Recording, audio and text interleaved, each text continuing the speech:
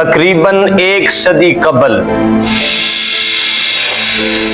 1916 को लाहौर के एक नवाही गांव में एक बच्चा पैदा हुआ।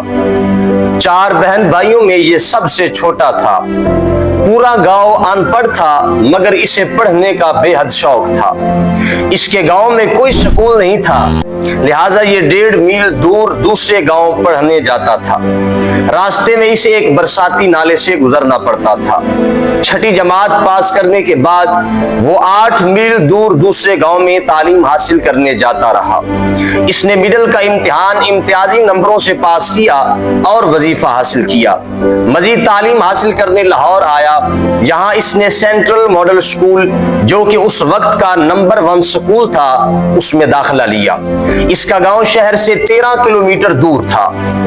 गरीब होने की वजह से इसे अपनी तालीम जारी रखना बहुत मुश्किल थी, मगर इसने मुश्किल हालात के सामने हथियार ना फेंके, बल्कि इन हालात का मुकाबला करने की ठानी। इसने तय किया कि वो गांव से दूध लेकर शहर में बेचेगा और अपनी तालीम जारी रखेगा।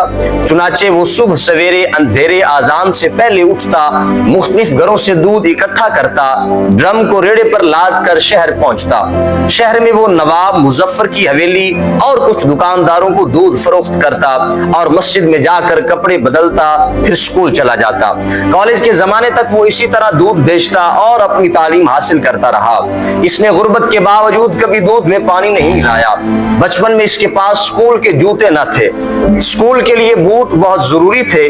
जैसे तैसे करके इसने कुछ पैसे जमा किए और अपने लिए जूते खरीदे। अब मसला यह था कि अगर वो जूते गांव में भी पहनता तो जूते जल्दी खराब हो जाते। चुनाचे वो गांव से वालिद की देसी जूती पहन कर आता और शहर में जहां दूध का बर्तन रखता था, जूती को वहां रख देता और वहां से स्कूल के जूते पहनकर स्कूल जाता था। वालिद सारा दिन और बेटा सारी रात नंगे पांव फिरते। 1935 में उसने मैट्रिक में नुमाया पोजीशन हासिल की और फिर Islamia college railway road Lahore में दाखिला लिया। अब वो अपने तालीमी अखराजात पूरे करने के लिए गांव से रेड़े पर दूध लाद कर लाता और शहर में आकर फरोख्त करता। इस काम में कभी इसने आर महसूस ना किया। फर्स्ट ईयर में इसके पास कोट न था और क्लास में कोट पहनना लाजमी था। चुनाचे इसे क्लास से निकाल कर गैर हाजिरी लगा दी जाती। इस मामले का इल्म असातिज़ा को हुआ तो उन्होंने इस ज़हीन तालिब इल्म की मदद की। जवान को पढ़ने का बेहद शौक था। 1939 में इसने BA ऑनर किया। यह अपने इलाके में वाहिद ग्रेजुएट था। यह नौजवान इस दौरान जान चुका था कि दुनिया में कोई भी काम आसानी से सरअंजाम नहीं दिया जा सकता। कामयाबियों और बेहतरीन कामयाबियों के लिए अनथक मेहनत और तंगोदो लाजमी उनसर है।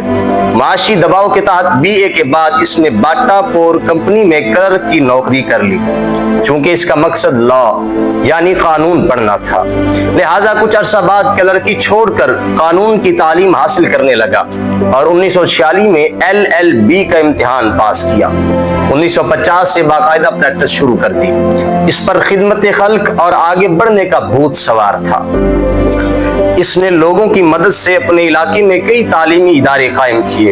इस जज्बा के तहत 1965 में मगरबी पाकिस्तान असम्बली का इलेक्शन लड़ा और कामयाब हुआ। पीपल्स पार्टी के रोटी कपड़ा और मकान के नारे से मुतासर होकर इसमें शामिल हो गया।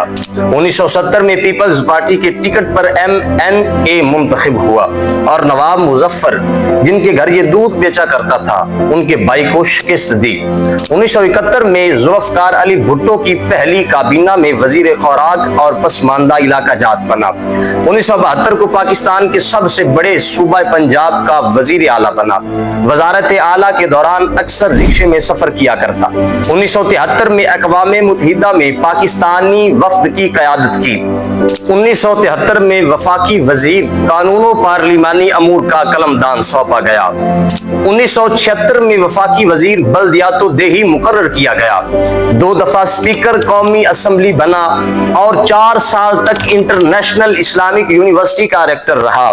एक मुफलिसों की लाश, अनपढ़ किसान का बेटा, जिसने कामयाबी का एक लंबा और कठिन सफर अपने दूध बेचने से शुरू किया और आखिरकार पाकिस्तान का वजीर आजम बना।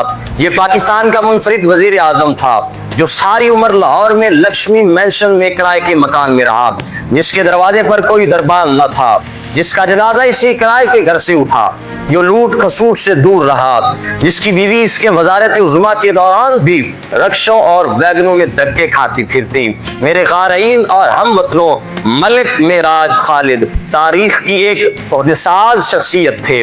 آپ 23 جون 2003 کو دار فانی سے رخصت ہوئے۔ ان کو ہم سے رخصت ہوئے 22 سال ہو گئے ہیں، لیکن میں سمجھتا ہوں کہ تاریخ ایسے افراد کو صدیوں تک یاد رکھتی ہے۔